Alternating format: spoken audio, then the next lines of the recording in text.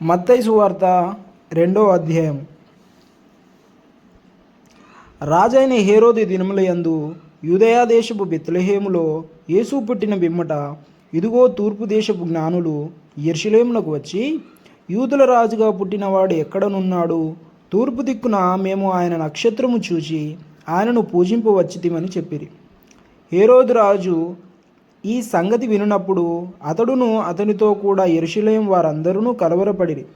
కాబట్టి రాజు ప్రధాన యాజకులను ప్రజల్లో నుండి శాస్త్రులను అందరినీ సమకూర్చి క్రీస్తు ఎక్కడ పుట్టునని వారిని అడిగాను.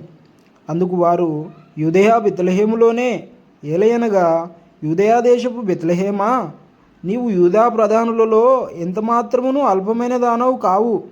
ఇజ్రాయేలను నా ప్రజలను పరిపాలించు అధిపతి నీలో నుండి వచ్చును అని ప్రవక్త ద్వారా వ్రాయబడి ఉన్నదనిరి. అంతటి హేరోదు ఆ జ్ఞానులను రహస్యంగా పిలిపించి ఆ నక్షత్రము కనబడిన కాలం వారి చేత పరిష్కారంగా తెలుసుకొని, మీరు వెళ్ళి ఆ శిశువు విషయమై జాగ్రత్తగా విచారించి తెలుసుకొనగానే నేనును వచ్చి ఆయనను పూజించినట్లు నాకు వర్తమానం తేండని చెప్పి వారిని బెత్లెహేమునకు పంపెను.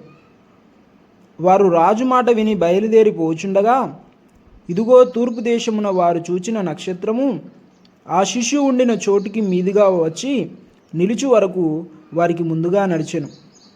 వారు ఆ నక్షత్రమును చూచి అత్యానంద భరితులై ఇంటిలోనికి వచ్చి తల్లి అయిన మరియను ఆ శిశువును చూచి సాగిలపడి ఆయనను పూజించి తమ పెట్టెలు విప్పి బంగారమును, సామ్రాణిని, బోలమును కానుకలుగా ఆయనకు సమర్పించిరి. తర్వాత హేరోదు నొద్దకు వెళ్ళవద్దని స్వప్నమందు దేవుని చేత బోధింపబడిన వారై వారు మరి ఒక్క మార్గమున తమ దేశమునకు తిరిగి వెళ్ళిరి. వారు వెళ్ళిన తర్వాత ఇదిగో ప్రభుదూత స్వప్నమందు యోసేపునకు ప్రత్యక్షమై, హేరోదు ఆ శిశువును సంహరింపవలనని ఆయనను వెతుకబోచున్నాడు గనుక నీవు లేచి ఆ శిశువును ఆయన తల్లిని వెంటబెట్టుకొని ఐగుప్తునకు పారిపోయి నేను నీతో తెలియజెప్పు వరకు అక్కడనే ఉండుమని అతనితో చెప్పాను. అప్పుడు అతడు లేచి రాత్రివేళ శిశువును తల్లిని తోడుకొని ఐగుప్తునకు వెళ్ళి, ఐగుప్తులో నుండి నా కుమారుని పిలిచి తిని అని ప్రవక్త ద్వారా ప్రభువు సెలవిచ్చిన మాట నెరవేర్చబడినట్లు హేరోదు మరణం వరకు అక్కడ నుండెను.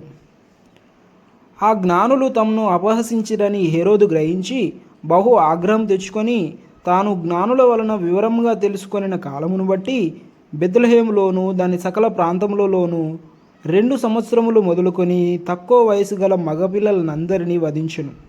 అందువలన రామాలో అంగలార్పు వినబడెను, ఏడుపును మహారోదన ధ్వనియు కలిగెను. రాహేలు తన పిల్లల విషయమై ఏడ్చుచు వారు లేనందున ఓదార్పు పొందనొల్లకు ఉండెను అని ప్రవక్త అయిన ఇర్మియా ద్వారా చెప్పబడిన వాక్యము నెరవేరును. హేరోదు చనిపోయిన తర్వాత ఇదిగో ప్రభుదూత ఐగుప్తులో యోసేపునకు స్వప్నమందు ప్రత్యక్షమై, నీవు లేచి శిశువును తల్లిని తోడుకొని ఇజ్రాయేలు దేశమునకు వెళ్ళుము. శిశువు ప్రాణం తీయచూచుచుండిన వారు చనిపోయిరని చెప్పెను.